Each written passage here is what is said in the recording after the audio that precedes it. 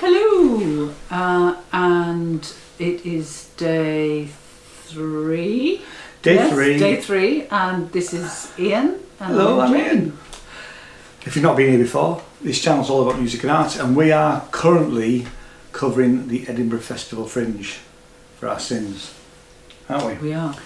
The second show of the day was a show that we reviewed last year, which we absolutely loved and just thought we'd go back and see it again. So we're not really reviewing that, but actually, and it was just as good. And that was everything. Oh, I keep getting the title wrong. Sorry. Everything about me that is falling apart. Something that's close. Yep. I'd say exactly. It is everything that's me. Is what you said? I did. Everything that's me is falling apart. Sorry, darling. Okay. David Callahan. Go to see it. 5 stars. It's fantastic. Go see it.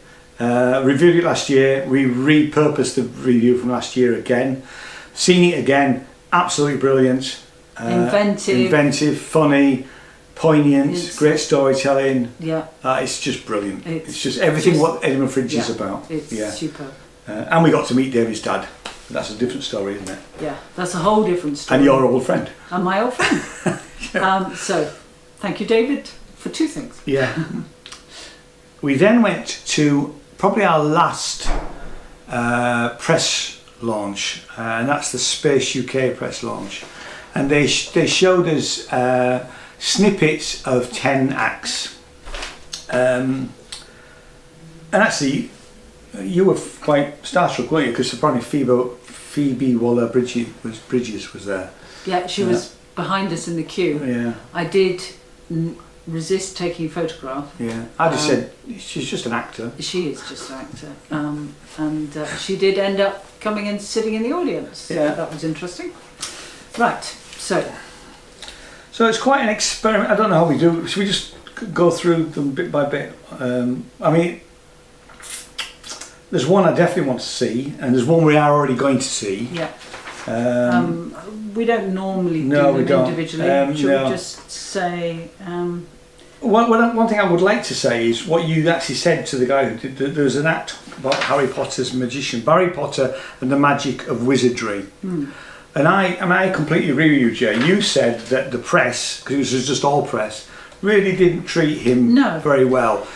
And they didn't really, and and he actually said it was a tough crowd, and he didn't deserve that. So shame on you, press people. Yeah, you know you should be better than that. Really something, and this is the UK premiere of the world's first Harry Potter parody-themed magic show.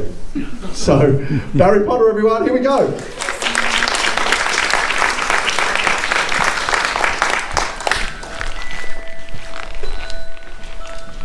Hello, Edinburgh. How are you? Oh, brilliant. My name is Barry Potter. You may have heard of my cousin, Gary. I'd like to introduce you to a friend of mine. His name is Linguini. He does... Oh, hold on, what? Oh, hold on. He wants to do you a trick. Is that all right? Yeah. Yeah? All right.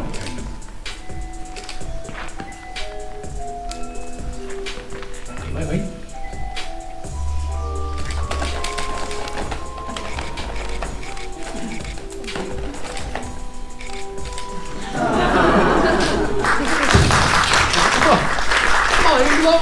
Linguini, isn't he? Dumbledorable. It's great to be here in Edinburgh. This is my second day in Edinburgh. On day 1, I got robbed by a masked muggle. In other words, I was muggled. I know. This next bit, I'll be honest, this chokes me up a bit. Okay, good. I like a discerning audience. Oh, a hiss. That got a hiss. Good for you. All right, way to deflate those tires. It's great here in Edinburgh. I love all the shops you have, all the so many souvenir shops. You can buy tartans, you can buy wands, you can buy potions. Just last week, I threw out a potion. It was past its expiration date. Expecto Patronum. Your groans just make me strong. I was gonna buy a wand, but then I remembered I brought my own.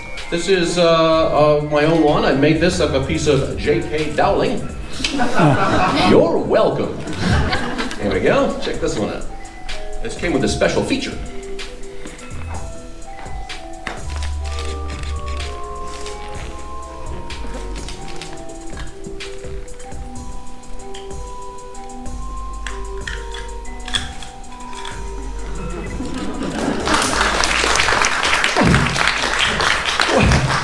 You guys, stop it. You're spoiling me. Now, last year I did that wrong, and I actually wound up cursing myself. I hexed myself with the worst curse imaginable. An American accent. I know what you're thinking. You're thinking, well, that's a lot of silly jokes, but I haven't actually done a spell, so I'll do you a quick spell before I go. Here we go. This is a classic. Everyone loves this one. They wouldn't let me bring feathers to Heathrow, so I actually, there's a very, very cold turkey walking the streets of Edinburgh right now. Wingardium Leviosa.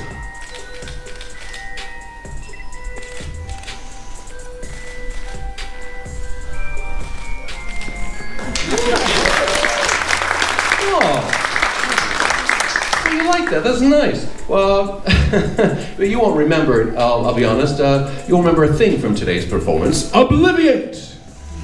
Unless, of course, you wanted to write a nice article or see me at 6 p.m. every day at Symposium Hall next door. Thanks very much. Yeah, it was funny. It was funny. It was magic. Yeah. You know, yeah. Some of the jokes are corny. But it's part of the show. Yeah. What's not to anyway, like? we'll give him a plug. So Barry Potter and the Magic of Wizardry. It's cast as cabaret. It's Tim Motley, and what we don't know is he's on. Well, while Ian goes through the list, I'll have a look at him. And, so the first thing on was I Killed My Ex, which was by Dear Dog. But I'm a really reasonable person, Matt. I'm a really reasonable person, and I'm going to kill you with my fucking razor! Tina throws him to the ground, and then she grabs him by the legs. Then she climbs onto his body, and I pass her the rope when she finally kills my man. Then we had Attack of the 36 Triple G Woman, Natalie Perlin. This is Natalie Perlin, Attack of the 36 Triple G Woman!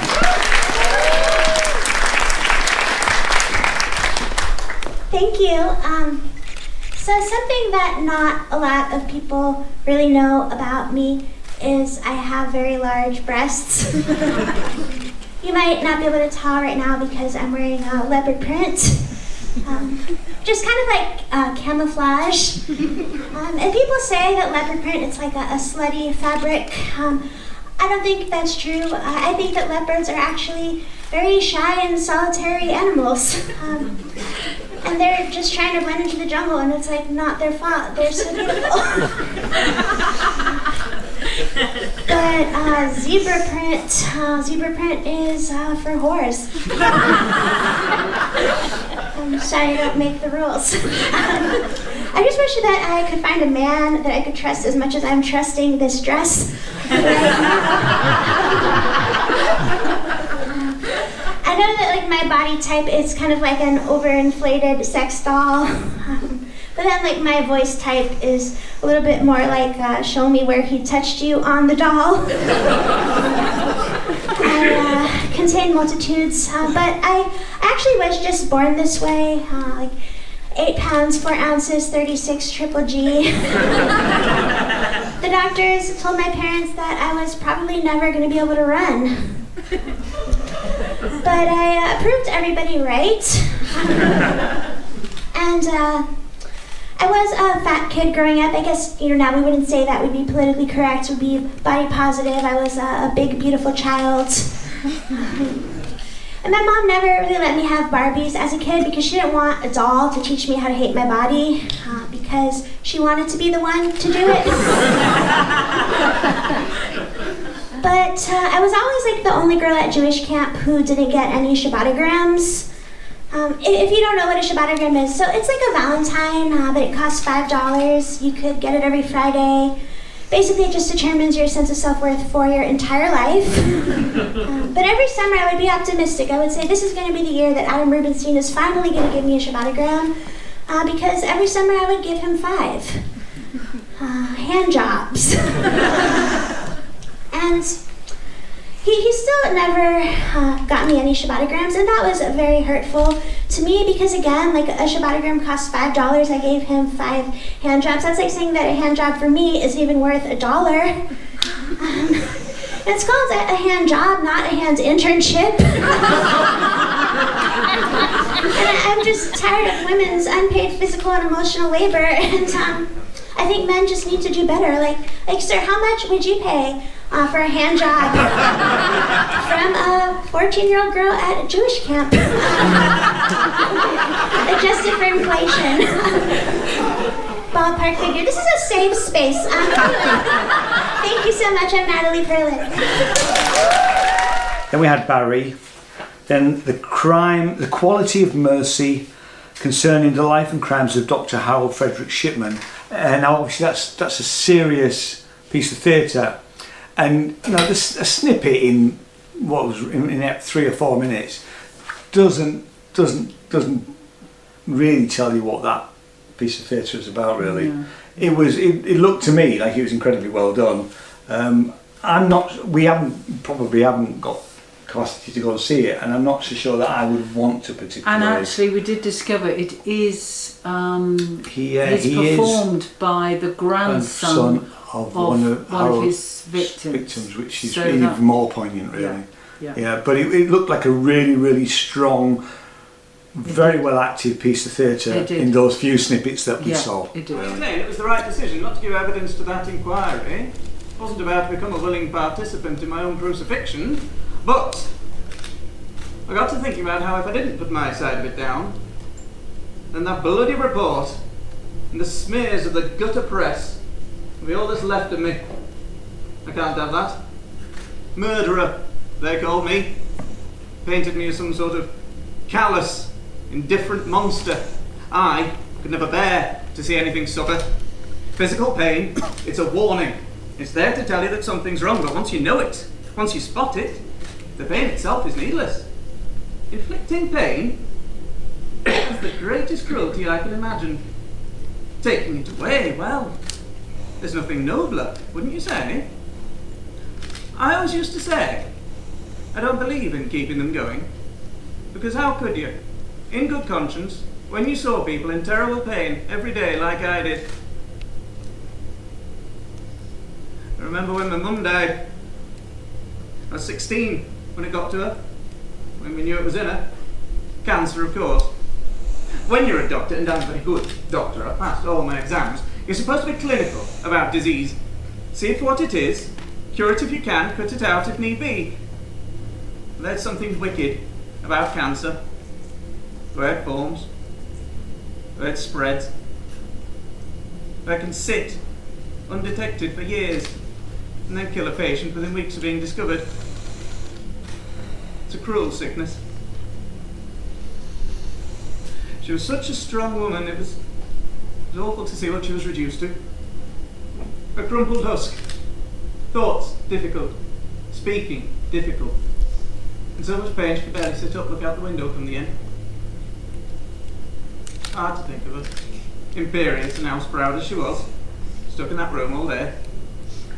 By that point, when my sister moved out and my dad working every hour God sent, it was down to me to keep the house running. My first duty, as soon as I got home from school every day, was always to her. Can I just, before we move on, just going back to Barry Potter and the Magic of Wizardry, that is performing at the Space at the Symposium Hall, and it's 6:05 for an hour. It's the 4th to the 26th of August, not the 13th, and it's billed as being okay for ages 8 and above. Yeah, and he was very engaging. I thought it was cool, but just it wasn't dealt with very well, sadly. Then we had Gerard Noir, which is a musical, a sexy spy singing show for the sophisticated slut within us all. Make of that what you will.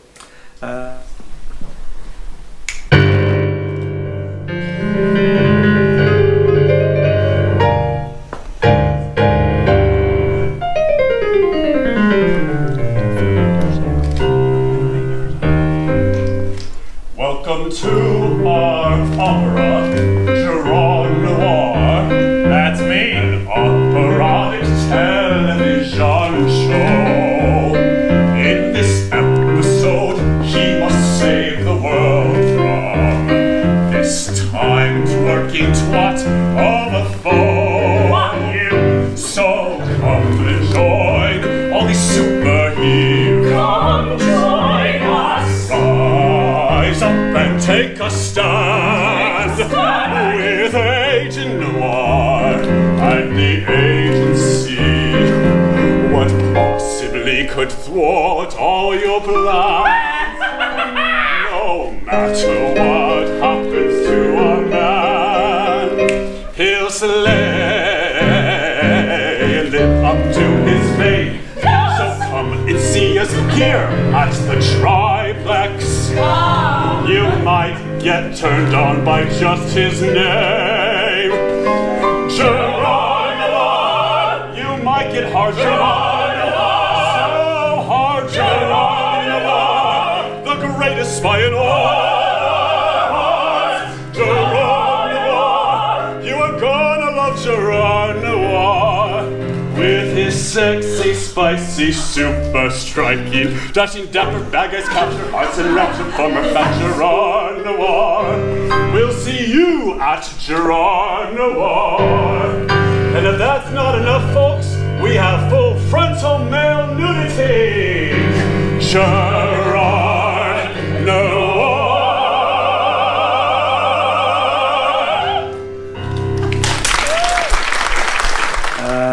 Like I say, there wasn't enough in there for me to make a judgment, really, I wouldn't say. Yeah? And we've actually done it back Oh, we've done it back to the front, Yeah. sorry, yeah. So that was That was the second half. yeah. Right at the beginning we had, and then my rodeo burnt down.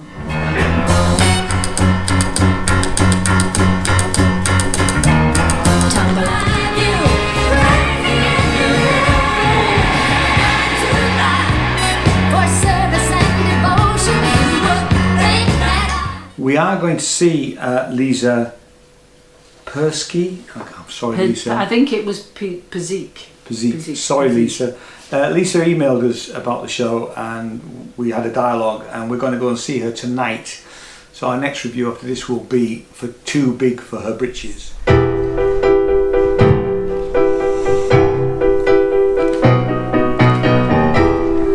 You and I are gonna get to know each other intimately this evening. I know so many of you. I've met you before. Don't be shy. I know you and you. I know you feel me. I'm praying and playing on your beautiful pain, your secrets and silence. I'm keeping them safe. Luna, do you know where you are? Now you're on the shame train. Everyone on board better know my name. Don't even think you can self-help me away. You're on the shame train. You're on the shame train. Bye. Which is musical and tells the story of a heroine, which is a lady called Luna. Then we had Macbeth by the Sea.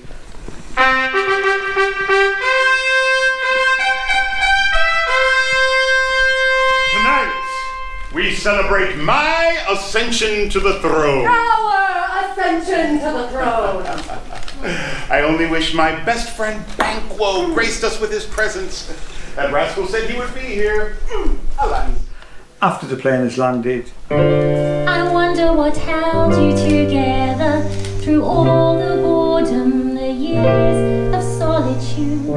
What strengths and thoughts and actions would drive you forward and elevate your mood? You're quite the star. You are my hero. All hope I had, I hung on tightly to. But what did you do while I was away from you? I generally slept and I fretted. I did some sit-ups and planned my getaway. Smoked fags and I dreamt of crumble. I scratched a line out to mark another day. With hours to fill, Jill, I'd kill mosquitoes. I'd bash the bastards with a casual shoe. What else did you do while while I was away from you. I just travelled the world with a campaign. I set up concerts, the Wogan interview, squared up to that Margaret Thatcher. I met the Queen twice, but John, what could you do? Well, like I say, hey, I'd slay mosquito. My record score was 40 bloody 2. What else did you do while I was away from you? The Archbishop of Canterbury called me. I saw John Major for tea at number 10. Had talks with the PLO, addressed some demos. Now it's your turn again. I think and whatnot and swat mosquitoes. That joyful slat, it really helped me through. What else did you do while I was away from you? I needed some healing. I longed for your love. Brushed on the ceiling, the buzzing stops. I get that fuzzy feeling and a rush as the sucker drops. Oh, John, just let it go. Let it go. But it was such a thrill, my darling Jill. What did you do? I really want to know. I found us a flat we will live in. I furnished that and I passed my driving test. Changed jobs and I got me a motor. So tell me your news, although I may have guessed. Well, mostly goss, boss. You'd squash mosquitoes. And last but not, it wasn't last but not least because I've got it wrong way around. Yeah. We had Los Guardiola, the comedy of Tango. Now, interestingly, because at the end of the press thing, there's a sort of meet and greet where you can have a glass of Prosecco, which I did and you didn't. But he came up to us, did the co-producer of the comedy of Tango. And I mean, I was really quite engaged by it. We don't really do dance shows normally, but it was funny and it was really well done. Yeah, apparently it's Dance and Mime. So the couple that danced, I mean, superbly, doing the tango. It was sort of interspersed with other movements of their relationship we get, which obviously sometimes is strange, judging by some of the... but it was interesting. It was certainly very entertaining. And the problem with showcases are you often don't get enough to really capture your imagination. But that did. But generally, it is quite a difficult choice to make into what you go and see. We're pretty full, but luckily I think we can actually, because of where it is in the schedule, it's about 4 o'clock in the afternoon. I think we may be able to go and see that in a couple of days' time. So, and they gave us a very, very. What have we done with it? I lost the press pack thing. Oh, there it is. They gave us a very comprehensive press pack, which we will have a look through properly when we get time. Okay. Anything else? Was there anything else that you fancied seeing? No, I fancy seeing the comedy of Tango as well. I mean, the Barry Potter thing. I mean, I don't think we've got capacity to see actually, because I looked at when it was on. Right. Okay. But I mean, I think if sort of magic shows based around the Harry Potter franchise, it sounds like your sort of thing, then go for it, because he was very entertaining, wasn't he? He was. Okay. Yeah. Anything else? Nope. What's next? Next is what we're going to see. Too big for her britches after we've eaten. Yes. So thanks so much for watching. We'll see you later on. Cheerio. Bye. Cheers. Bye bye.